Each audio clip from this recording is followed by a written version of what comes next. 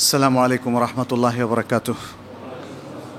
আলহামদুলিল্লাহ ওয়াসসালাতু ওয়াসসালামু আলা রাসূলিল্লাহ ওয়া আলা আলিহি ওয়া আসহাবিহি ওয়া মান ওয়ালাহ। প্রশ্নোত্তর পর্বের প্রথম প্রশ্ন, কওমি মাদ্রাসার দাওরা হাদিসের মাস্টার্স সমপর্যায়ে অন্তর্ভুক্তি সম্পর্কে মতামত জানতে চাই। আপনাদের পরিচালিত মাদ্রাসাগুলো কোন পর্যায়ভুক্ত, কওমি বা আলিয়া? চট্টগ্রামে আহলুস সুন্নাত ওয়াল জামাতের ব্যানারে কওমি স্বীকৃতির বিরোধিতা করা হচ্ছে, এ সম্পর্কে কিছু বলার আছে কি? মানে চলমান বিষয়গুলো নিয়ে আপনি জানতে চাচ্ছেন। প্রথম হচ্ছে, শিক্ষা ব্যবস্থায় আমাদের যে বিভিন্ন রকম অন্তর্ভুক্তি আছে বা সিস্টেম পরিচালিত আছে, এগুলোতে যারা পড়াশোনা করছে তারা অবশ্যই প্রত্যেকেই অধিকার রাখে একটা সরকারি স্বীকৃতি পাওয়া। সরকারি স্বীকৃতি মানে হচ্ছে রাষ্ট্রীয় স্বীকৃতি। কিন্তু আপনি আমি একটা এফোর্ট দিচ্ছি, 12 বছর 18 বছর ধরে পড়াশোনা করছি, এই পড়াশোনাটা কারোই কাছে কোনো স্বীকৃত হবে না, এটা তো হতে পারে না। অতএব শিক্ষার যে পর্যায়ে যে আছে না কেন, যেমন স্কুল, মাদ্রাসা, ভোকেশনাল ইনস্টিটিউট, ইঞ্জিনিয়ারিং প্রতিষ্ঠান, সবগুলোই তো স্বীকৃত আছে। এখন প্রশ্ন হয়তো হতে পারে যে শিক্ষা ব্যবস্থায় কোনো গলত আছে কি না, ত্রুটি আছে কি না, সিলেবাস কি সংস্কারের প্রয়োজন আছে কি না। এই ধরনের সংস্কার কোনটাতে নাই? সবটাতে আছে, এবং কিছু ত্রুটি প্রত্যেকটা ক্ষেত্রে থাকা স্বাভাবিক। তবে সেই ত্রুটি সারাবার জন্য অথরাইজড পারসনকে, সেটাও একটা বিষয়, তাই না? তো এগুলো হচ্ছে ঠিক শিক্ষার সাথে রিলেটেড, কিন্তু অন্য বিষয়ের কথাবার্তা। প্রশ্ন এসেছে শুধুমাত্র স্বীকৃতিটা ঠিক আছে কি না, মতামত জানতে চাওয়া সেটাই। আমরা মনে করি যে দেশে যারা বসবাসরত আছেন, যারাই কোনো না কোনো একটা শিক্ষা ব্যবস্থার মধ্য দিয়ে এগিয়ে যাচ্ছেন, তাদের একটা স্বীকৃতির প্রয়োজন। সরকারি স্বীকৃতি, রাষ্ট্রীয় স্বীকৃতি, আন্তর্জাতিক স্বীকৃতির প্রয়োজন। স্বীকৃত না হলে তারা আইসোলেটেড হয়ে যায়, সমাজের মূল ধারায় তারা আসতে পারে না, নিজেদের উন্নয়ন ঘটাতে পারে না। অতএব জন্যই স্বীকৃতির প্রয়োজন। সে যদি আপনার আমার সাথে কিছু মতামতের দিক থেকে বিভক্তি থাকুক অথবা অনৈক্য থাকুক, তাতে কিছু যায় আসে না। আর আমরা দেখেছি এই উপমহাদেশের আরও দুটো দেশ, ভারত, পাকিস্তান, কিংবা এর পাশাপাশি এই সমধারা শিক্ষা ব্যবস্থা যে সমস্ত দেশে প্রচলিত, যেমন হয়তো নেপালেও আছে, নেপালে আছে না, নেপালে আছে কিছু দারসে নিজামের প্রতিষ্ঠান আছে, কিংবা যদিও সেটা হিন্দু রাষ্ট্র আছে। তো এই সমস্ত ক্ষেত্রে উপমহাদেশের অনেকগুলো দেশ দেখা যাচ্ছে তাদেরকে স্বীকৃতি দিয়েছে, আর বহু আগে। বাংলাদেশেও আমরা জানি এই স্বীকৃতিটা এর আগেও হয়েছিল, 2006 সালে প্রজ্ঞাপন জারি হয়েছে, সরকারি প্রজ্ঞাপন, এখন দ্বিতীয়বার জারি হলো। তো এটা একটা ভালো দিক আমি মনে করি। তবে যেহেতু এটা একটা ইসলামিক শিক্ষা ব্যবস্থার একটা ধারা, সে ধারাটা যাতে ক্ষুণ্ণ না হয়, সেটা বরং আরেকটু উন্নয়ন ঘটে, এই ব্যবস্থার জন্য আমাদের পরামর্শ থাকলো। উন্নয়নটা কিভাবে হতে পারে? উন্নয়নটা হতে পারে ইসলামী ধারা যারা পায়োনিয়র, যেমন মিশর, জর্ডান, সৌদি আরব, এরকম আরও যে সমস্ত দেশগুলো আছে, সেখানকার যে বিশ্ববিদ্যালয়গুলো এই ধারায়, ইসলামিক ধারায় যেগুলো শিক্ষা প্রদান করে আসছে, সেগুলোর একই ধারায় শিক্ষার জন্য তারা প্রাইমারি লেভেলও কিছু স্কুল সৃষ্টি করেছে, যেমন জামিয়াতুল ইমাম, তাদের মাদ্রাসাত তাহফিজুল কোরআন আছে, তারপরে মদিনা ইউনিভার্সিটির মাদ্রাসাত আল হাদিস আছে, মক্কা দারুল হাদিস আছে, এরকম এই বিভিন্ন প্রতিষ্ঠানগুলোর সাথে নিজ নিজ লেভেলে, প্রাইমারি, সেকেন্ডারি কিংবা ইউনিভার্সিটি লেভেলে কিছু এক্সচেঞ্জ হওয়া প্রয়োজন। বিশ্বে যারা আজকে এই সমস্ত শিক্ষায় অনেক দূরে গিয়ে গেছে, যাদের ইন্টালেকচুয়াল ইফোর্ট অনেক বেশি, যাদের মাস্টার্স কিংবা পিএইচডি থিসিস আজকে হাজারে হাজারে পৌঁছে গেছে, অবশ্যই তারা পায়োনিয়র। অতএব এদের সাথে এক্সচেঞ্জ করেই কারিকুলাম উন্নয়ন করতে হবে। এবং এই কারিকুলাম উন্নয়নের জন্য যারা ইসলামিক্যালি অথরাইজড না, তাদের কারিকুলামে হাত দেওয়া উচিত নয়, যাতে যেহেতু এখানে আসলে ইসলামিক এক্সপার্ট তৈরি হচ্ছে, এখানে সায়েন্টিস্ট হচ্ছে না, এটাও মনে রাখতে হবে। আমরা যদি বলি যে মাদ্রাসায় এই ধারার মধ্যে কোনো সায়েন্টিস্ট কেন তৈরি হচ্ছে না, ডাক্তার তৈরি হচ্ছে না, আরে এটা তো ইসলামিক এক্সপার্টাইজ, এটা ইসলামী শরিয়ার উপর পড়াশোনা, ফিকহ নিয়ে পড়াশোনা, আকীদা নিয়ে পড়াশোনা, আরবিক স্টাডিজ এখানে আছে, ইসলামিক স্টাডিজ আছে। অতএব এই দাওরা হাদিস থেকে যারা পাশ করবে তারা আরবিক এবং ইসলামিক স্টাডিজ বা ইসলামিক শরিয়া স্টাডিজে তারা এক্সপার্ট হবে, তারা সায়েন্টিস্ট হতে যাবে কেন? আর আজকের যুগে এটা ক্লিয়ার আমাদের সামনে যে আসলে একটা দিন এবং একটা মানে যে রিলিজিয়াস যে স্টাডিজ কোরআন সুন্নাহর আলোকে, এটা যত প্রপারলি হবে সমাজ তত সুন্দর হবে। কারণ কোরআন এবং হাদিস মানুষকে ভালো মানুষ হওয়ার প্রেরণা যোগায়। এই শিক্ষাটা মানুষকে সাদা মনের মানুষ, ভালো নাগরিক, সৎ মানুষ হিসাবে গড়ে তোলে। অতএব এই বিষয়টাকে আমাদের সেভাবেই পজিটিভলি দেখা উচিত। খামাখা এ বিষয়ে একদল আরেক দলের প্রতি কাদা ছোড়াছড়ি করা, কিংবা কওমি মাদ্রাসার মধ্যেও আমরা যতটুকু জানি অনেকগুলো গ্রুপ আছে, অনেকগুলো বোর্ড আছে, তারা নিজেরা কাদা ছোড়াছড়ি করা ঠিক হবে না। এবং সত্যিকারের জ্ঞানের চর্চার দিগন্ত যাতে প্রসারিত হয় সেভাবেই পলিসি মেক করা উচিত। এবং সাধারণ ইসলামপ্রিয় মানুষেরও তাদেরকে হেল্প করা উচিত বলে আমি মনে করি, যাতে তারা একটা পারফেক্ট কারিকুলামে পৌঁছে যায়, যাতে যে ভুল ত্রুটিগুলো আছে অথবা যে সংস্কারগুলো এখনও প্রয়োজন সে সংস্কারগুলো তারা অতি সুন্দরভাবে করতে পারে। এটা কালেকটিভ এফোর্টের মাধ্যমে সম্ভব, এটা কাদা ছড়িছড়ির মাধ্যমে সম্ভব নয়, শত্রুতার মধ্য দিয়ে সম্ভব নয়, পজিটিভ অ্যাপ্রোচের মাধ্যমে এটা সম্ভব। অতএব সেদিকে আমরা মানে আহ্বান জানাচ্ছি, যারা যে আহলে সুন্নাত ওয়াল জামাত নাম দেওয়া, যারা এর বিরোধিতা কিংবা এর পক্ষে কথা বলছেন, এগুলো হচ্ছে মানে শ্রেণীভিত্তিক কিছু রেষারেষি, এগুলো কিন্তু একাডেমিক বিষয় না। আমাদের দেশের যে সমস্ত মানে প্রতিষ্ঠানগুলো ইসলামী শিক্ষার প্রসারে কাজ করছেন, আমি মনে করি সবারই তাদেরকে হেল্প করা উচিত। অসুবিধা কোথায়? একাডেমিক এক্সচেঞ্জ এটা থাকা উচিত। আমার সাথে যদি আপনার প্রতিষ্ঠানের কিছু আইডিওলজিক্যাল বিরোধিতা থাকে, এটা আমাদের একাডেমিক কোঅপারেশনে বাধা হতে পারে না। কারণ আপনি নিজে যেমন আপনার যদি কোনো ত্রুটি আমি মনে করি শুদ্ধ হওয়া উচিত, সেটা এক্সচেঞ্জের মাধ্যমে সম্ভব, সেটা শত্রুতার মাধ্যমে, বিভক্তির মাধ্যমে এবং সেটা কাদা ছোঁড়াছড়ির মাধ্যমে আসলে সম্ভব না। মুসলিমরা একে অপরের পরিপূরক। মুসলিমরা রাসূল সাল্লাল্লাহু আলাইহি ওয়াসাল্লামের ভাষ্য অনুযায়ী তাদের পারস্পরিক সম্প্রীতি, ভালোবাসা একটা দেহের মতো। এই দেহের এক এক অঙ্গের এক এক শেকায়েত থাকতে পারে, এক এক অঙ্গের এক এক ধরনের এডুকেশন থাকতে পারে, এক এক অঙ্গের এক এক ধরনের কাজ থাকতে পারে, বাট সবাই মিলে একটা দেহের মতো কাজ করলে ভুলগুলো ধীরে ধীরে সরে যাবে, সম্প্রীতির মধ্য দিয়ে সেখানে মানুষের ভুল সংশোধন হয়ে যাবে। অতএব কাদা ছোঁড়াছড়ি নয়, বরং এই সমস্ত বিষয়গুলোকে পজিটিভলি নেয়া এবং আমাদের মুসলিম ভাইদেরকে সাপোর্ট দেওয়া, এটা আমি নৈতিক দায়িত্ব মনে করি।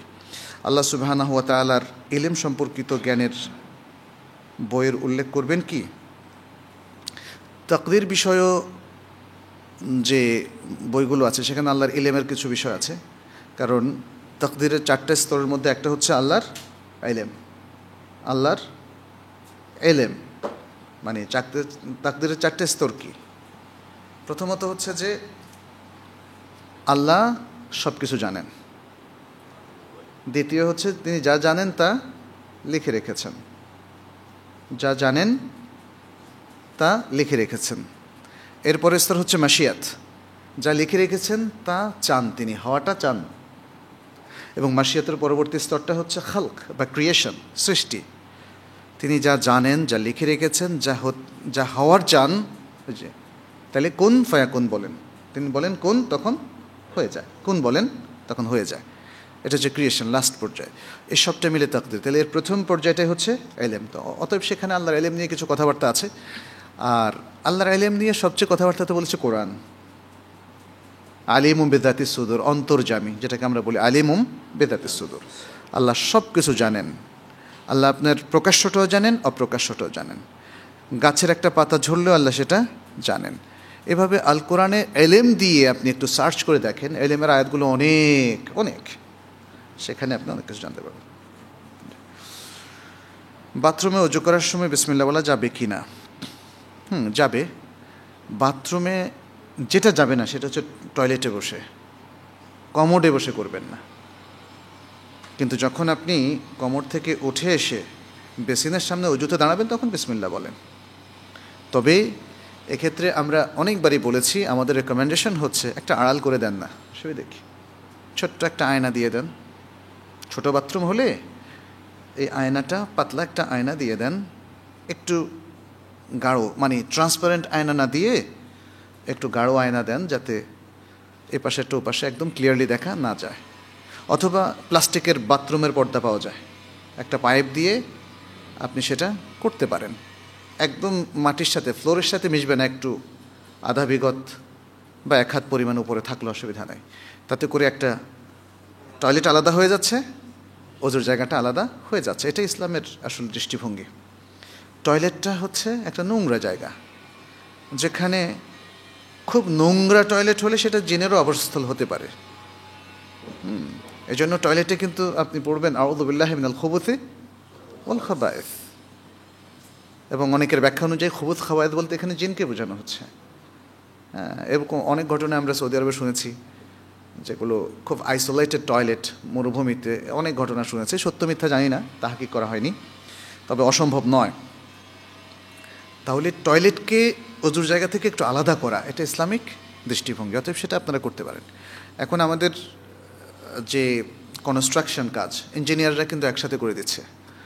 আমাদের আধুনিক কনস্ট্রাকশনের নামে এখন পর্দাটাও যাতে উঠে যায়, প্রাইভেসি যাতে নষ্ট হয়ে যায়, টয়লেট এবং বাথরুম যাতে একটা হয়ে যায়, এগুলো খুব প্ল্যান মাফিক করা হচ্ছে।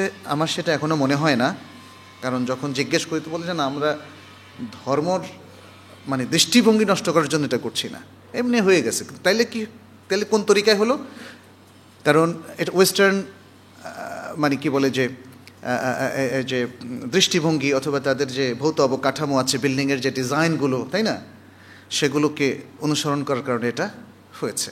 তার মানে হচ্ছে যেটা রাসূল সাল্লাল্লাহু আলাইহি ওয়াসাল্লাম বলছেন, লা তাকাবলাকুম শিবরান বিশিবরিন, যে তোমরা এক হাত করে, এক বিগত করে তোমাদের পূর্ববর্তী যে আহলে কিতাব আছে, অর্থাৎ ইহুদি নাসারা, তাদের যে কালচারকে তোমরা অনুসরণ করবে। এমনকি দব যেমন গর্তের মধ্যে ঢুকে যাও, তোমরাও সেরকম, মানে এত অন্ধ অনুসরণ করবে, তাদের মতো করে ফেলবে সব কিছু। এখন সব কিছু তাই হচ্ছে। আমাদের শিক্ষা ব্যবস্থা, আমাদের সাংস্কৃতিক যে অনুষ্ঠানগুলো, এগুলো এখন কি হয়ে যাচ্ছে, ভ্যালেন্টাইন্স ডে হয়ে যাচ্ছে, এগুলো এখন হয়ে যাচ্ছে 31st নাইট, এগুলো এখন এরকম, মানে যেখানে যেটা পাওয়া যায়। আমাদের আর কিছুই থাকলো না। পৌত্তলিকতার মধ্যে যা পাওয়া যায় আর ওয়েস্টার্ন কালচারের মধ্যে যা পাওয়া যায়, সেটা আমাদের সবাই এখন অ্যাবজর্ব করা শিখেছে। এর ফলে এটা বাথরুমের মধ্যে পর্যন্ত ঢুকছে, পরিবারে ঢুকছে, শিক্ষা প্রতিষ্ঠানে ঢুকছে, ক্লাবে ঢুকছে, খেলার মাঠে ঢুকছে, সবখানে ঢুকছে, বাথরুমও নিস্তার পায় নাই। সেখানেও কালচারটা হয়ে গেছে সে ওয়েস্টার্ন কালচার। এই জন্য সেখানে আমরা যে অনেক সময়ই ভাড়া বাসাতে আসলে পরিবর্তন করতে পারি না, কিন্তু একটা পর্দা টেনে দিতে পারি। তাহলে এই পর্দাটা টানাটা শুধু পর্দা টানা হলো না, এটা ওয়েস্টার্ন কালচারের সাথে আমাদের একটা পর্দা টেনে দিলাম আমি। বুঝতে পেরেছেন? এই মাইন্ডসেটটা খুব জরুরি। এই মাইন্ডসেটটা মানে আমি মনে মনে একটা রেসিস্ট্যান্স তৈরি করলাম, যে ন, অন্য কোনো কালচারকে আমি অ্যাবজর্ব করব না, অ্যাকসেপ্ট করব না। আমার ঈমান, আমার তাকওয়া আমার একটা ব্যক্তিত্ব তৈরি করেছে, আমার একটা স্বাতন্ত্র্য তৈরি করেছে, আমাকে একটা কালচারাল একটা গ্রাউন্ড তৈরি করে দিয়েছে। আমি তার আলোকেই পরিচালিত। কামরুল হুদা বা শামসুল হুদা নামের অর্থ কী? হুদা মানে তো হেদায়েত, গাইডেন্স। কামর মানে হলো চাঁদ, আর শামস মানে হলো সূর্য। এখন হেদায়েতের সূর্য, হেদায়েতের চাঁদ, এই আর কি।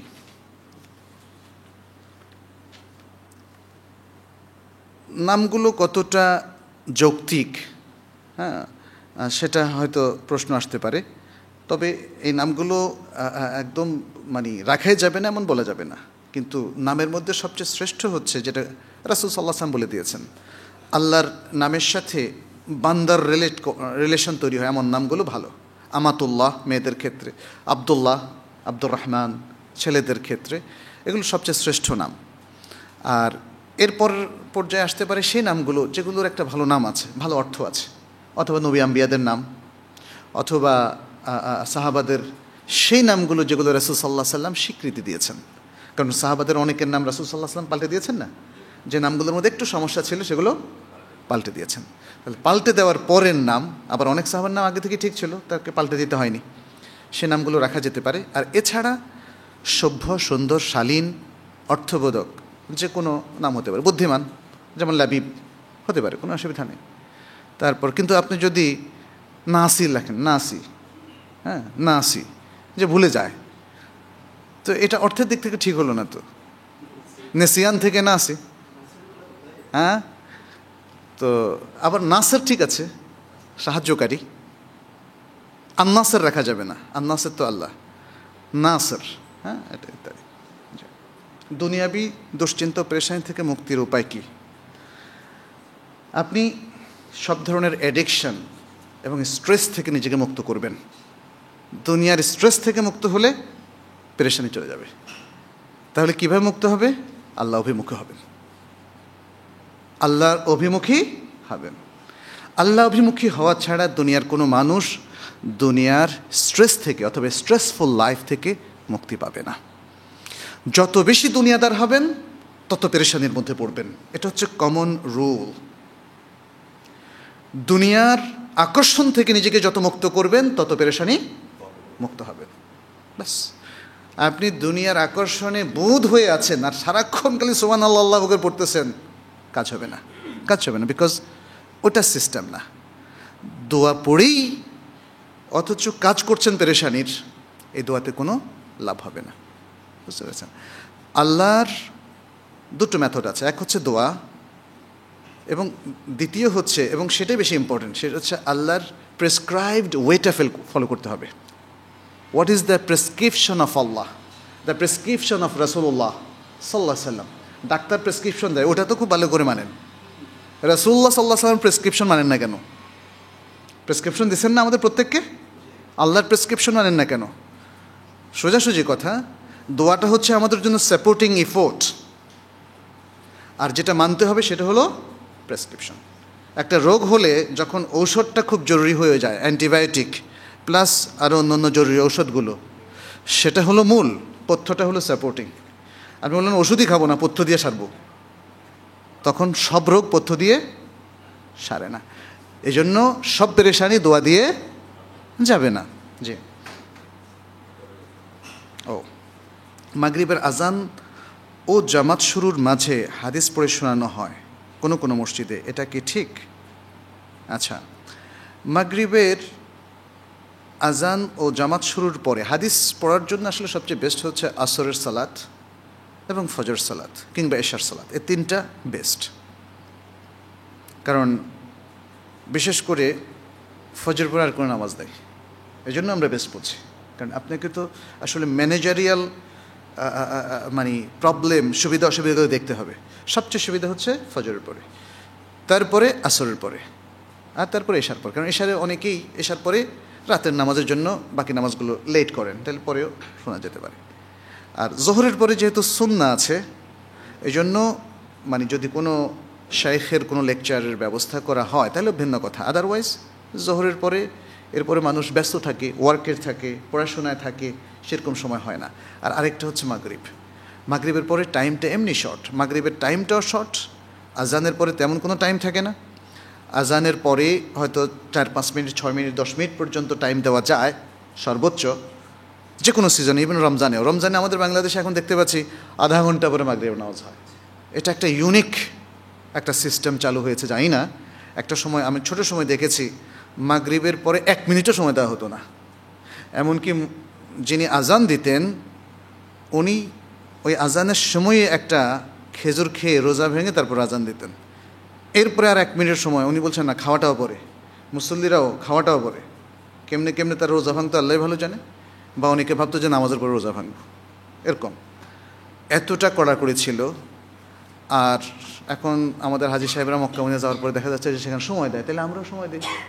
এখন সময় দিতে দিতে দিতে দিতে বলছে তো তাহলে একটু ভালো করে ভুনা খিচুড়ি খাই, তারপরে পেঁয়াজ আর মুড়িটা একটু ভালো করে খেয়ে শেষ করি, একটু পরে এসে দেখবো তেনায় গেছে, তার চেয়ে একসাথে শেষ করি। কেউ কেউ বলে যে তাহলে একটু বিরিয়ানিও খাই। তো এইভাবে করতে করতে এখন দেখি যে 25 মিনিট লেট করে। এতটা আসলে উচিত না, সর্বোচ্চ 5 থেকে 6 মিনিট 7 মিনিট। সারা সিজনে সৌদি আরবে এইভাবেই করে। এখন হয়তো আপনি বলবেন সৌদি আরব কি আমাদের নাকি?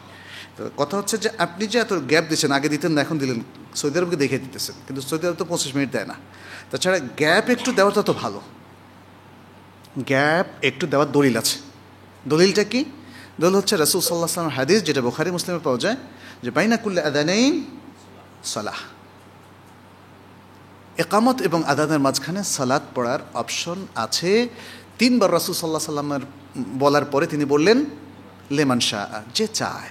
এটাকে ম্যান্ডেটরিও করে দেওয়া যাবে না, কেউ না পড়তে চাইলে না পড়লো, আর যে চায় পড়লো, যে চায় পড়লো। এটা যেহেতু অতিরিক্ত একটা আমল, অবশ্যই সেটা বেশি ভালো। এই জন্য মাগরিবের পরে 2 রাকাত নামাজ যদি পড়তে পারেন, আরেকটু বেশি সময় দিলেন যাতে একজন ঢুকে এসে পড়তে পারে, আরেকজন আগে থেকে ছিল তিনিও পড়তে পারেন, একজন 2 মিনিট পরে আসলেন তিনিও যাতে পড়তে পারেন। তাইলে এইভাবে সর্বোচ্চ 5 থেকে 6 মিনিট টাইম দেওয়া যায়। তো এই সময়ের মধ্যে যেহেতু তারা আজান ইকামতের মাঝখানে 2 রাকাত পড়বে, তাহলে আপনি এই শর্ট টাইমের মধ্যে হাদিস পড়াটা, এটা বোধ হয় আমার মতে ঠিক নয়। আমি হারাম বলছি না, বাট এটা ঠিক নয়। কারণ আপনি 2 রাকাত নামাজ যাতে মানুষ না পড়তে পারে, হয়তো বা সে উদ্দেশ্যে পড়ছেন, আল্লাহু আলাম, এটা নাও হতে পারে, কিন্তু আমার একটা ধারণা। কারণ আমাদের দেশে মাগরিবের পরে আজানের পরে 2 রাকাত নামাজ পড়ার বিপক্ষে বিশাল একটা জনমত, কেন আমি বুঝি না। আরে এটা তো শরঈ বিষয়, আপনি পড়তে না চাইলে না পড়েন, অসুবিধা নেই, কিন্তু যিনি পড়তে চাচ্ছেন তাকে নিষেধ কেন করবেন? কোন গ্রাউন্ডে, কোন দলিলে? এটা এতদিন প্রচলিত ছিল না এই জন্য। কিন্তু এটা যদি হাদিসে থেকে থাকে, সেটা কি গ্রহণ করবেন না? এই আচ্ছা, হ্যাঁ, মিলাদ বা বৈশাখে যদি কোনো খাবার দেয়া হয়, সেটা কি খাওয়া যাবে? বেদাতি অপশনগুলো, এর খাবারটা ত্যাগ করাটা ভালো। বেদাতি অপশানে অথবা পাপের কোনো অপশানে, অথবা ইসলাম সাপোর্ট করে না, একে সিনফুল অ্যাক্ট বা পাপের অনুষ্ঠান কিংবা বেদাতের অনুষ্ঠান হিসেবে কনসিডার করা হয় মুহাক্কিক উলামাদের বক্তব্য অনুযায়ী, তার খাবারগুলো অ্যাভয়েড করাটা খুবই ভালো। এটাকে একদম হারাম হিসেবে উচ্চারণ করা, এটা আমরা করছি না ফর সাম রিজন, বাট এটা ত্যাগ করা ভালো। কারণ যে কোনো উপলক্ষ যদি শরিয়া সাপোর্ট না করে, তাহলে দেখা যাচ্ছে যে শরিয়া তার খাবারটাও খেতে নিষেধ করে। যেমন মিষ্টি, মুসলমানের বানানো মিষ্টি, এটা যদি দুর্গাপূজায় বেদিতে রাখা হয় বরকতের জন্য, খাওয়া যাবে? সেটা খাওয়া যাবে না। তাহলে হালাল খাবারটা অকেশনের সাথে মিক্সড হয়ে এটা একটা অপবিত্র জিনিসে পরিণত হয়েছে। এজন্য যেগুলো রিকগনাইজড বেদাহ অথবা ওলামায়ে কেরামের ফাতাওয়া অনুযায়ী এগুলো ইসলামিক আইডিওলজি বিরোধী, বরং দলিল পাওয়া যায় যেগুলো পাপমূলক অনুষ্ঠান, সেগুলোর খাবার অ্যাভয়েড করা উচিত আমাদের। আসসালামু আলাইকুম। ওয়ালাইকুম আসসালাম। রমাদান মাসে আমরা কিভাবে আল্লাহর নৈকট্য লাভ করতে পারি? সুবহানাল্লাহ, এটা তো আমাদের কালচারই আমাদেরকে মোটামুটি সবাইকে সচেতন করে দিয়েছে, জানিয়ে দিয়েছে। রমাদান হচ্ছে ইবাদতের মাস, শাহরুল ইবাদা, শাহরুত তাকওয়া, শাহরুল ইমান, তাই না? The month of Iman, the month of তাকওয়া, পাইটি, সাদাকা, কিরাআতুল কোরআন, উমরা ইত্যাদি, আরও যত কিছু বলতে পারেন, দান খয়রাত সাদাকার মাস, ভালো যত কাজ আছে সমস্ত কাজের মাস হচ্ছে রমাদান। ইতিকাফের মাস রমাদান। এভাবে যত ভালো ভালো আরও কিছু উচ্চারণ করেন সব। কোরআন পাঠের মাস, কোরআন বোঝার মাস, কোরআন আমলের মাস, কোরআনের দিকে ফিরে আসার মাস, আল্লাহ অভিমুখী হওয়ার মাস, ইমানকে আবারও নতুনভাবে পরিপূর্ণ করার মাস, নবায়ন করার মাস।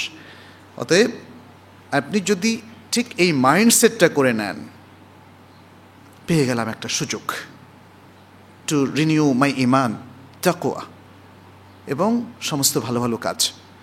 এই মাইন্ডসেটটা যদি করে নেন, তাহলে যা করবেন তাতেই আশা করি আল্লাহর নৈকট্য আপনি অর্জন করতে পারবেন।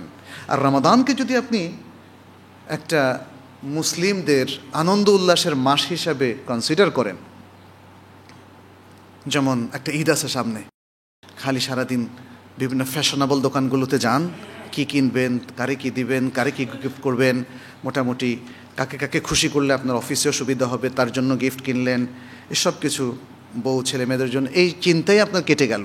বিশেষ করে শেষ 10 দিন যদি এতে কেটে যায় তাহলে আপনি নৈকট্য থেকে বঞ্চিত হবেন। অতএব মনে রাখতে হবে, আসলে ঈদের পোশাক আপনি নমিনালটা গত বছরের পোশাক দিয়ে চালাতে পারেন, এ বছরের পোশাকটা আপনি যারা নিডি, যেমন আমরা জানি সিলেটে এখন হাওরে বড় ধরনের প্লাবন হওয়ার কারণে এরা কয়েক মাস ভয়ঙ্কর একটা অভাবের মধ্যে, বিপর্যয়ের মধ্যে এরা পতিত হয়েছে এবং থাকবে। এই বছরের ঈদের খরচটা কি আমরা তাদেরকে দিতে পারি না? সুবহানাল্লাহ, আমাদের ইসলাম কি সেটা আমাদেরকে উদ্বুদ্ধ করে না? তাহলে আপনারা সেটা করেন। আর মানে যেহেতু আপনার আর পোশাক কেনার এবার বদারেশন নাই, তাহলে আপনি আল্লাহর নৈকট্যে বাকি সময়টা ব্যয় করেন। আল্লাহ আমাদেরকে তৌফিক দান করুন। আমি যার অধীনে কাজ করি সে যদি সুদভিত্তিক লোন নিয়ে ব্যবসা করে তাহলে আমার কি কর্তব্য? আপনি আপনার কাজটা সিনসিয়ারলি করবেন, আপনার কাজটা হালাল কিনা সেটা দেখবেন, আপনাকে ঘুষের মেরে হিসেবে কাজ করতে হয় কিনা, বা সুদের লেনদেন করতে হয় কিনা, কিংবা খারাপ কিছু যদি করতে হয় কিনা এটা খেয়াল রাখবেন। যদি করতে হয় তাহলে চাকরি ছেড়ে দেবেন। আর যদি আপনার কাজের মধ্যে হারাম সম্পৃক্ত না থাকে তাহলে আপনি যে বেতনটা পাচ্ছেন সেটা আপনার জন্য হালাল, যদিও এই লোক নানাভাবে টাকা ইনকাম করে থাকে।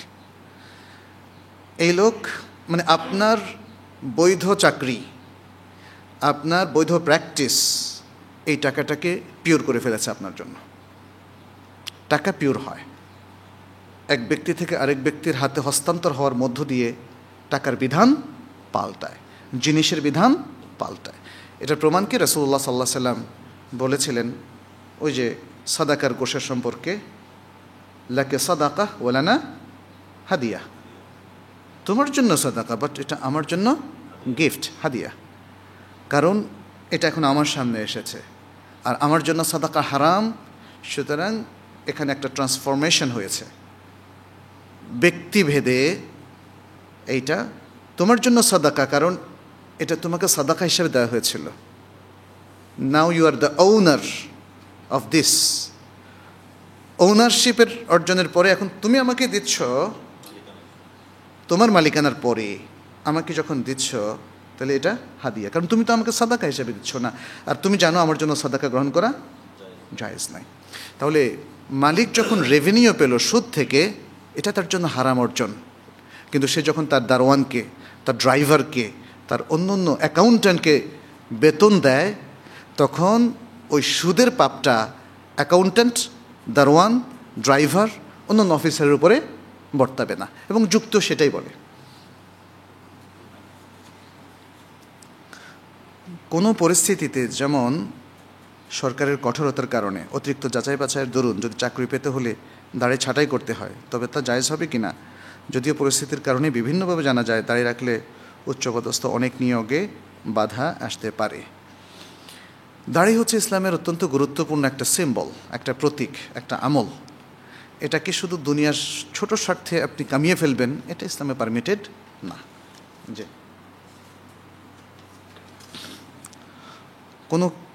কোনো কাজে ইস্তেখারা কিভাবে করব? আপনি ফরজ নামাজ ছাড়া ওযু করে 2 রাকাত সালাত আদায় করবেন, তারপর ইস্তেখারার দোয়াটা পড়বেন। তবে ইস্তেখারার দোয়াটা পড়ার সময় এটা যেন মন্ত্র হিসাবে না পড়েন, এটা জেনে বুঝে পড়েন। ইস্তেখারার দোয়াটা খুবই সিগনিফিক্যান্ট একটা দোয়া। এই দোয়ার প্রত্যেকটা ওয়ার্ড এবং এই দোয়ার প্রত্যেকটা অর্থ খুব সিগনিফিক্যান্ট। অতএব আপনি যে কী চাচ্ছেন, আসলে ইস্তেখারা মানে হচ্ছে খায়ের তালাশ করা।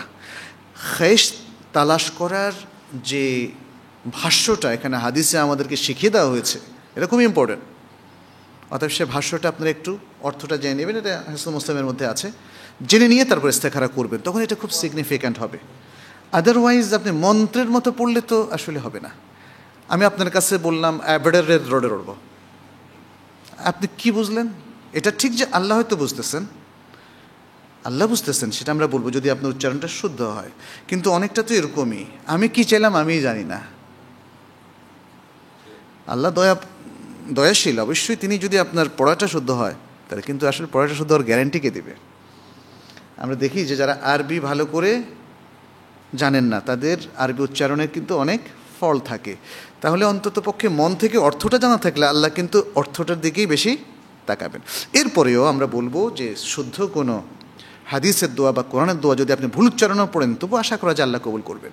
তারপরেও আপনার চাওয়ার যে আবেগ, চাওয়ার যে ইসরার, চাওয়ার প্রতি যে আপনি অত্যন্ত মানে মন থেকে চাচ্ছেন, এটার একটা আলাদা পজিশন আছে না?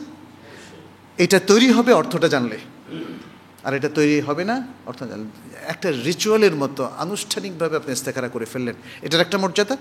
আর একটা মন থেকে আল্লাহকে অভিভাবক জেনে আল্লাহর কাছে আপনার সমস্ত খায়েরকে সাপোর্ট করে তার কাছে খায়েরটা তালাশ করলেন, এবং যেখানে খায়ের সেটাই আপনি আপনি আল্লাহকে তাই না অর্পণ করলেন, এটার অনেক মর্যাদা।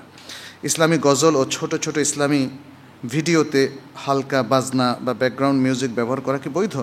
মিউজিকটাকে আসলে ইসলাম নিষেধ করেছে। এই কথাটা আমাদের অনেক এখন আধুনিক মুসলিম শিক্ষিত ভাইরা মানতে চান না। কেন?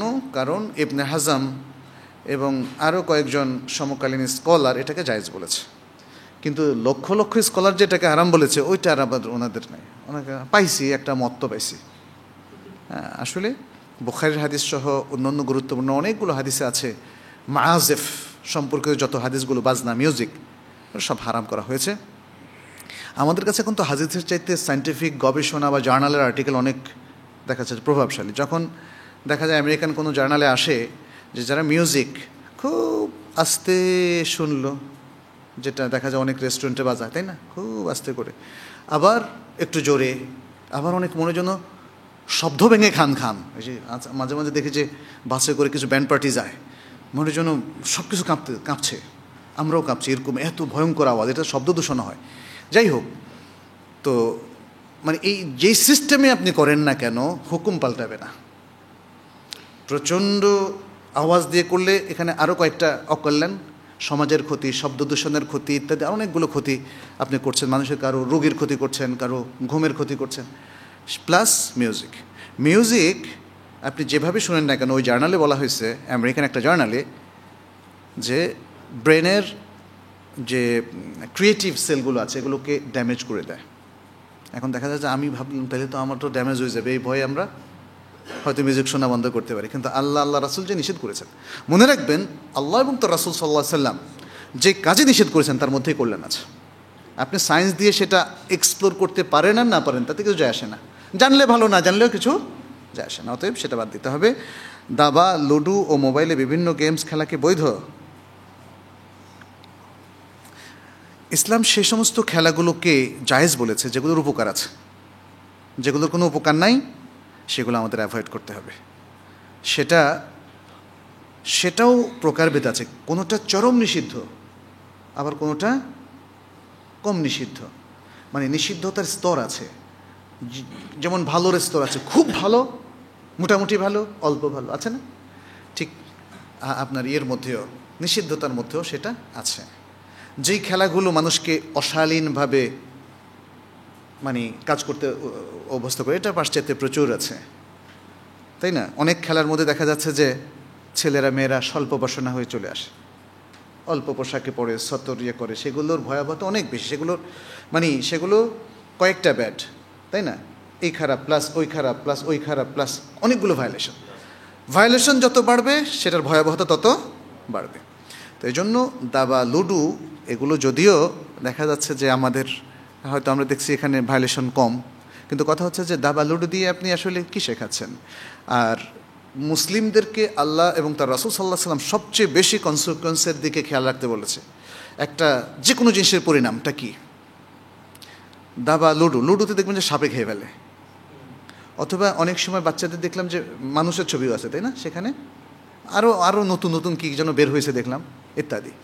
তাহলে আসলে আপনার কিন্তু একটা মাইন্ডসেট তৈরি করছে ওরা। এটা কি খেয়াল করছেন? আপনি হয়তো ভাবছেন খেলা খালি আপনি এটা না যায় ওটা না যায়, কিন্তু এই খেলাটার কনসিকুয়েন্সটা কি, আপনার মাইন্ডসেটটা কোন দিকে যাচ্ছে সেটা খেয়াল দরকার। কার্টুন আমাদের বাচ্চারা দেখছে, আজকের কার্টুনগুলো কিন্তু এখন অনেক অশ্লীল এবং শয়তানের মুখোশ পরা কার্টুন অনেক বেশি, খেয়াল করবেন। এগুলো শয়তান বা ডেভিল ওরশিপারদের তৈরি, মনে রাখবেন। এবং এই সমস্ত কার্টুনগুলো দিয়ে আমাদের মুসলিম শিশুদেরকে অবশ্যই একদিকে ঠেলে দেওয়া হচ্ছে, তাদের একটা মাইন্ডসেট তৈরি করা হচ্ছে, নানা ধরনের কনসিকুয়েন্স এটার আছে। দেখবেন যে এখনকার কার্টুনগুলো অনেক কালারফুল, প্রতি মুহূর্তে চেঞ্জ। তার মানে হচ্ছে আমাদের তরুণদেরকে, শিশুদেরকে অস্থির করে ফেলা হচ্ছে যে তারা যে কোনো কিছুতে স্টেবল থাকবে না। অতএব ইসলামে একটা স্টেবিলিটি আছে, কোরআন সুন্নাহ আছে, এর ফিক্সড অনেকগুলো বিষয় আছে, মূলনীতি আছে, কিন্তু আজকে তরুণ সমাজ এই ফিক্সড জিনিসে তারা এনজয় করতে পারে না। তাদের পরিবর্তন চাই। এই জন্য দেখেন বিবাহ উঠে যাচ্ছে, তাকে এখন গার্লফ্রেন্ড পরিবর্তন করতে হবে, গার্লদেরকে বয়ফ্রেন্ড পরিবর্তন করতে হবে, তাই না? এটা কিন্তু হাসার বিষয় না। কালচারটা দেখেন, এটা কোত্থেকে এসেছে, এইভাবে তৈরি করা হয়েছে। অতএব এইগুলো আমাদেরকে মনে রাখতে হবে। খেলার ক্ষেত্রে ইসলাম যেটাকে পারমিশন দিয়েছে তার মধ্যে আমি খেলার মজাটা খুঁজি, এটা মাইন্ডসেটের ব্যাপার। আপনি যদি গান ছাড়া কিছু তো মজা না পান, কারণ যে কেউ আপনাকে এই মাইন্ডসেট তৈরি করে দিয়েছে। যে সমস্ত মেয়েরা আজকে মানে অশ্লীলভাবে চলাফেরা করে, এটা তার মাইন্ডসেটের কারণে। আবার অনেক মেয়েরা আছে ভদ্রশালীন, ওদেরকে কোনো দিন আপনি খারাপ পথে নিতে পারবেন না, এটা মাইন্ডসেটের কারণে। অতএব বিষয়গুলো আসলে এখানে ফ্রি, মানবাধিকার, এই বিষয়গুলো এসে যায় না। এটা হচ্ছে কার কি তারবিয়াত, কাকে কিভাবে আমি গড়ে তুললাম তার উপর নির্ভর করে। এই জন্য খেলাধুলার ক্ষেত্রে আমাদের কমন যে বিষয়টা সেটা হচ্ছে আসলে উপকারী খেলা। হয় আপনার মাইন্ডের উপকার হবে, নয় আপনার হার্টের উপকার হবে, নয় আপনার বডির উপকার হবে, আপনার শক্তি বাড়বে, সুস্থ থাকবেন। এই ধরনের খেলা এটা মুবাহ। তবে এই খেলাগুলোও আপনার শরিয়ার যে মূলনীতি আছে, সতর ঢেকে, মেয়েদের ক্ষেত্রে পর্দা মেনটেন করে, ইত্যাদি, এই বিষয়গুলো খেয়াল করতে হবে। হোমিও ওষুধকে খাওয়া যাবে। হোমিও ওষুধ খেতে আমাদের মধ্যে কোনো অসুবিধা নেই, যতক্ষণ না জানা যায় যে এই ওষুধটা আসলে কমপ্লিটলি অ্যালকোহল দিয়ে তৈরি। এটা বলা হয় যেখানে স্পিরিট দেওয়া হয়, কিন্তু এই স্পিরিটটা তো ওই মুস্কেন না, এক। দ্বিতীয়ত হচ্ছে যে স্পিরিটের মধ্যেও কিছু কথা আছে। এই স্পিরিটটা যদি পরিবর্তিত হয়, এটাকে তাহউইল আল মুস্কেরাত বলা হয়। তাহউইল, এটাকে জাল দেওয়ার কারণে হোক বা নানা দ্রবণের সাথে মিক্স করার কারণে হোক, যদি সে তার স্বকীয়তা হারায়, তাহলে এটা ওষুধে ব্যবহার করা কিংবা এমনিও ব্যবহার করা এটা নিষিদ্ধ নয়। ফলে টপ করে বলে দেওয়া যে হোমিও ওষুধ নিষিদ্ধ, এটা উচিত নয়। যদিও আমার কাছে কেউ বলেছেন ডক্টর জাকির নায়েক নাকি এটাকে নিষেধ করেছেন, আমি সে সম্পর্কে খুব বেশি অবহিত নই। উনি ডাক্তার, উনি হয়তো আরও একটু স্পেসিফিকলি কথা বলতে হবে। আর আরেকটা বিষয় হচ্ছে যে এখানে যদি পরিবর্তন হয়, তাহলে সেটাও কিন্তু মাথায় রাখতে হবে। পরিবর্তন হয়ে গেলে, তার বৈশিষ্ট্য পরিবর্তন হলে তখন সেটা জায়েজ হয়। এই মাসালাটা জেনেই কিন্তু কথা বলতে হবে। কোমল পানির, পেপসি, পান্টা, এনার্জি ড্রিঙ্ক, এগুলো শরীরের জন্য উপাদেয় নয়, বরং শরীরের জন্য কিছু ক্ষতিকারক দ্রবণ এখানে আছে। ওই জন্য এগুলো অ্যাভয়েড করা সর্বসম্মতিক্রমে ভালো। সর্বসম্মতি বলছি স্কলারদের মতেও, শরিয়া স্কলার এবং সায়েন্টিস্ট, ডাক্তার, এদের মতেও। তবে এটাকে কি হারাম বলা যাবে? এটা সম্পর্কে আমি যতটুকু দেখেছি ইসলাম কিউয়ের মধ্যে, ইসলাম হাউসের মধ্যে, কিংবা বিশ্ববিখ্যাত শায়েখদের ওয়েবসাইটে, সেখানে আমি এখনও পর্যন্ত কাউকে হারাম বলতে দেখিনি। তবে হ্যাঁ, কিছু হালকা স্বল্প মাদকতা সম্পন্ন যে ওয়াইনগুলো আছে, সেখানে আপনি এনার্জি ড্রিঙ্ক নাম দেন আর যে নামই দেন না কেন, সেগুলো যদি আসলেই মদের প্রকার হয়ে থাকে, তাহলে যত স্বল্প মাত্রায় হোক সেটা হারাম হবে। এখন এগুলো একটু পরীক্ষা করে দেখার বিষয় আছে। আমাদের কাছে সব ইনফরমেশান নাই, এজন্য আমি আর নাম ধরে বলতে চাচ্ছি না। কিন্তু যেমন পেপসি, মেরিন্ডা, এগুলোকে এখনই সম্পূর্ণ হারাম বলে কেউ ঘোষণা করেননি। কোনো লোকাল স্কলার যদি বলে থাকেন, এটা তার একান্ত নিজস্ব অভিমত। বাট বিশ্ববিখ্যাত স্কলাররা এভাবে হারাম বলেননি, কিন্তু সবাই আমরা একমত যেগুলো অ্যাভয়েড করা উচিত। আমিও অ্যাভয়েড করি, অনেক দিন আগ থেকেই এগুলো অ্যাভয়েড করি, যখন থেকে আমরা জানতে বুঝতে শুরু করলাম। জি, জর্দা, সাদা পাতা কি খাওয়া যাবে? বিড়ি কি খাওয়া যাবে? বিড়ি কি কেউ খায়? বিড়ি তো যা খায় তো মুখ দিয়ে বের হয়ে যায়, নাক দিয়ে বের হয়ে যায়, তাই না, ধোয়া। আচ্ছা যাক, এই জন্য স্মোকিং বলে আর কি। এমনকি এটাকে পানও করা বলে না। Do you drink? হ্যাঁ, বিড়ি বিড়ি কি কেউ পান করে? আমরা বাংলা ভাষায় বলি আর কি পান করা, আসলে স্মোক করে সে। ধোঁয়াটা মুখ দিয়ে টেনে মুখ দিয়ে বের করে অথবা নাক দিয়ে বের করে, এটাকে পান বলাও যায় না। যাই হোক, এটার মূল হবে জর্দা এবং সাদা পাতা। জর্দা এবং সাদা পাতা বিশুদ্ধ মত অনুযায়ী হারাম হবে, কারণ এর মধ্যে নিকোটিন আছে, এর মধ্যে মুস্কেরাত আছে, এর মধ্যে এমন কিছু আছে সেটা নেশা ধরায়। কারণ জর্দা সাদা পাতা থেকে আরও অনেক কিছু তৈরি করে, যেমন গাঁজা, তাই না? কি গাঁজা বলে না এটা? কি এই সমস্ত জিনিস নেশাকর জিনিস তৈরি করে বা নেশাকর জিনিসের সাথে জুড়ে দেওয়া হয়। এটা ইটসেলফ, যারা জর্দা খায় দেখবেন আর জর্দা ছাড়তে পারে না। তাছাড়া নিকোটিন নামক একটা খারাপ দ্রবণের কারণে এটা এটা যেহেতু সবাই বলে যে এটা হয়তো লাং ক্যান্সার কিংবা আর অন্য ব্যাধির দিকে নিয়ে যায়, ফলে এটা হারাম। আর এগুলোকে জ্বালিয়ে স্মোক করা সেটাও হারাম। আর স্মোকিংটা সেটা যদি জর্দা সাদা না হয়ে যদি শুধু কাগজও হয়, হ্যাঁ, তবুও সেটা সমর্থনযোগ্য নয়। হ্যাঁ, কারণ স্মোকিংটা বিশেষ করে কোনো স্মোকিং আমরা যেটা জানি যে সিগারেট, বিড়ি, এগুলো তো সবটার মধ্যে নিকোটিন আছে এবং সাদা পাতা দিয়ে করে, এটার ব্যাপারে সবাই হারাম বলেছেন। এখন এটা না করে যদি শুধু কাগজ দিয়ে করে, তখন হয়তো এটা নিয়ে আমাদের ভাবতে হবে, কারণ এই প্রশ্ন এখন আমার কাছে আসেনি, আমি নিজেও অবতারণা করলাম। কিন্তু তারপরেও সে স্মোকিংটা, এই স্মোকিংয়ের অনুবর্তী একটা বিধান পেতে পারে।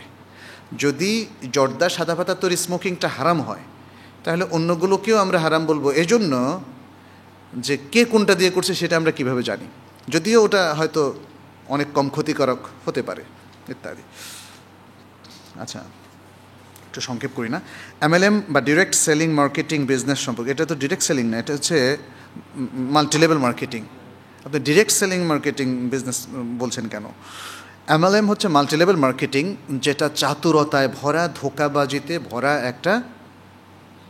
একটা ব্যবসা পদ্ধতি। এটা সম্পূর্ণ হারাম এবং এটাকে এখন আর মানে শুধু মুসলিম স্কলাররাই হারাম বলতেছে না, এটা প্রচলিত স্কলাররা, প্রশাসনিক স্কলাররাও হারাম বলতেছেন, তাই না?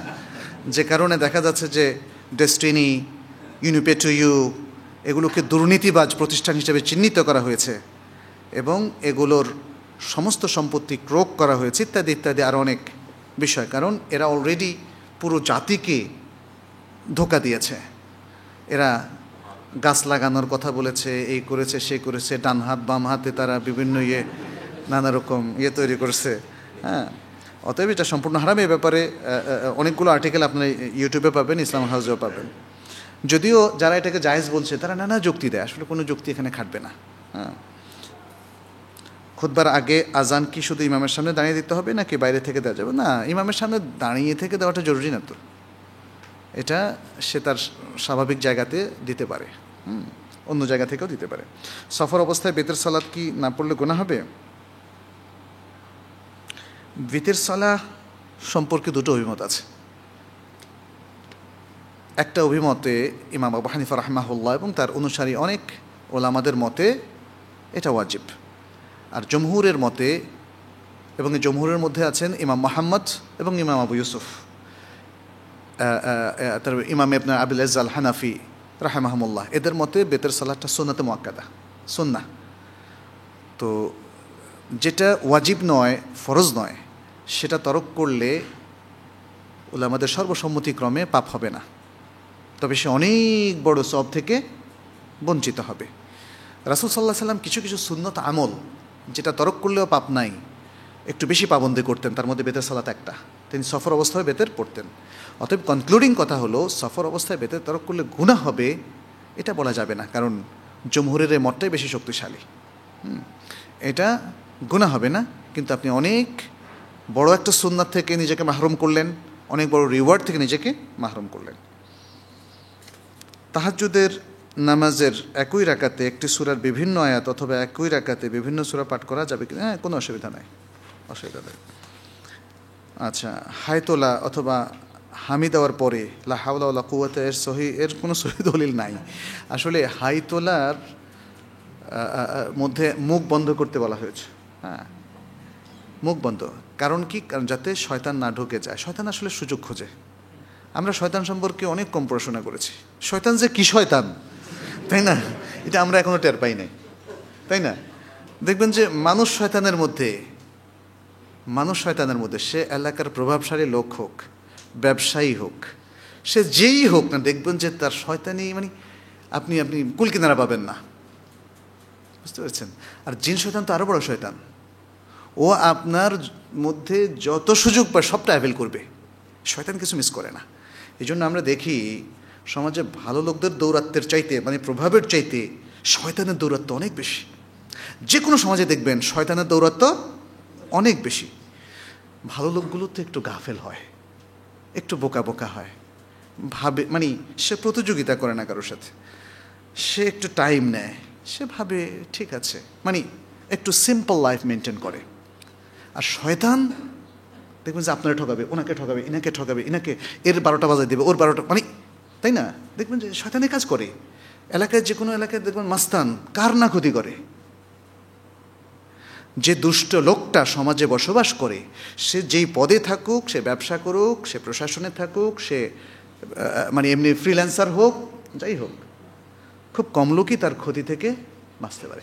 সে যতগুলো ক্ষতি করার স্কোপ একটাও মিস করে না। এটা হচ্ছে মানুষ শয়তানের কথা বলছে। আর জিন শয়তান যে দেখে আপনি দেখতেই পাচ্ছেন না। এই জন্য এগুলো হচ্ছে সে সিগনিফিক্যান্স। আপনি হয়তো বলবেন যে কি একটা আমি শয়তান কোথায়, শয়তান তো দেখিই না, সে আবার মুখে ঢুকবে কেমন, মুখে ঢুকে কোথায় যাবে? কিন্তু রাসূল সাল্লাল্লাহু আলাইহি সাল্লামের একটা হাদিস আছে, এটা ওই যে সাফিয়া রাদিয়াল্লাহু তাআলা আনহা তার সাথে দেখা করতে গিয়েছিলেন রমজানে ইতিকাফের সময়টা, জানেন সে হাদিসটা, এটা বুখারী মুসলিমের হাদিস। বলছিলেন, তখন বলছিলেন যে দুজন সাহাবী দূরে থেকে দেখছিলেন, আরে রাসূল সাল্লাল্লাহু আলাইহি ওয়াসাল্লাম মহিলার সাথে দেখি, আরে আল্লাহ না, মসজিদের মধ্যে ডাকছে, রাসূল সাল্লাল্লাহু আলাইহি ওয়াসাল্লাম ডাকছে, বলে যে আসো দিকে। বলছি ইয়া রাসূলুল্লাহ, আমরা তো কোনো সন্দেহ করি নাই। বলছে শোনো, শয়তান মানুষের রগে রগে হাঁটে, তুমি এখন সন্দেহ করো না, আমি না ডাকলে ঠিকই সন্দেহ করতা। যা বলতে রাসূলুল্লাহকে দেখলাম এক মহিলার সাথে কথা বলে, কিন্তু উনি যে ওনার বিবির সাথে কথা বলে সেটা কিন্তু তাদের মাইন্ডে আসতো না। এটাই দেখেন, আমাদের অধিকাংশ সময় আমরা ধারণা করি। আরে ধারণা যখন করেন, ক্রস করেন না কেন, ওনাকে জিজ্ঞেস করেন। কিন্তু আপনি ধারণা করে বলে বেড়াচ্ছেন, সারা রাষ্ট্র করার পরে, ওনার 12টা বাজানোর পরে, ওনার ইমেজ ক্ষুণ্ণ করার পরে আপনি বলছেন। আজকাল এগুলো কিন্তু হচ্ছে। আপনি ধারণা করে একজন স্কলারের বিরুদ্ধে কথা লাগাচ্ছেন, ধারণা করে অমুকের বিরুদ্ধে বলছেন। আপনি তো যে জ্ঞান জানেন, আপনি তো কোনো জ্ঞানী নাই। আপনি কিছু ইন্টারনেট থেকে পড়ে যদি নিজেকে অনেক বড় জ্ঞানী কনসিডার করে এরপরে যার তার বিরুদ্ধে কথা বলা শুরু করেন, এটা কিন্তু হলো না। আপনি যদি মনে করেন যে আপনি জ্ঞানের পথে হাঁটছেন, তাহলে জ্ঞানের মানহাজ, মেথডটা একটু জেনে নেন, বুঝে নেন, এবং সেভাবেই।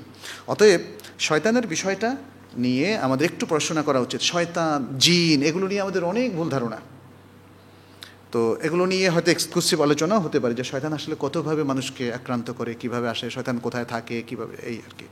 তো এই জন্য শয়তান থেকে প্রোটেকশনের জন্য রাসূল সাল্লাল্লাহু আলাইহি সাল্লাম যে পদ্ধতিগুলো বলে দিয়েছেন, এর বাইরে আমাদের যাওয়া উচিত না।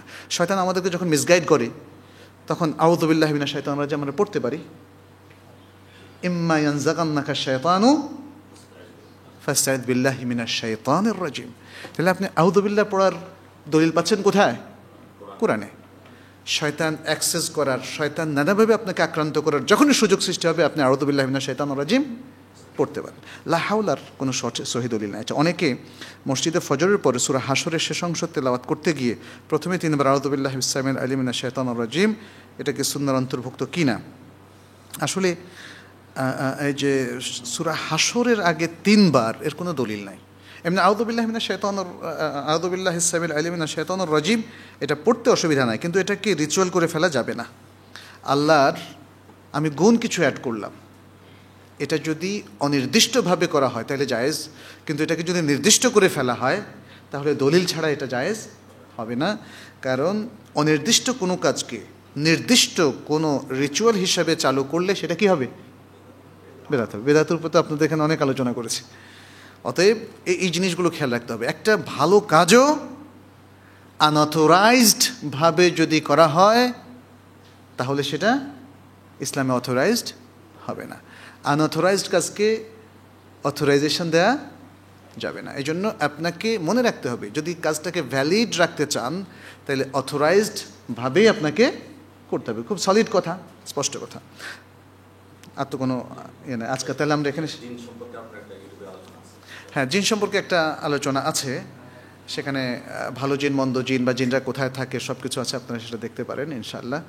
আর শয়তানের ব্যাপারেও ডক্টর ওমর সুলাইমান আশকার খুব চমৎকার লিখেছেন, জিন এবং শয়তান, দ্য ওয়ার্ল্ড অফ জিন অ্যান্ড শয়তান।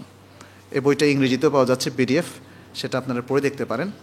আর আমরা সুযোগ পেলে ইনশাআল্লাহ নেক্সট আলোচনা কোনো এক সময় করব। আল্লাহ আমাদের সকলকে তৌফিক দান করুন, আপনাদের ভালো করুন, আমাদের সকল কাজে আল্লাহ বরকত দান করুন। হাদা ওয়াসাল্লাল্লাহু সাল্লাম আলা নবিয়িনা মুহাম্মাদ ওয়া আলা আলিহি ওয়া আসহাবিহি আজমাইন। সুবহানাকাল্লাহুম্মা ওয়া বিহামদিকা আশহাদু আল্লা ইলাহা ইল্লা আনতা আস্তাগফিরুকা ওয়া আতুবু ইলাইক।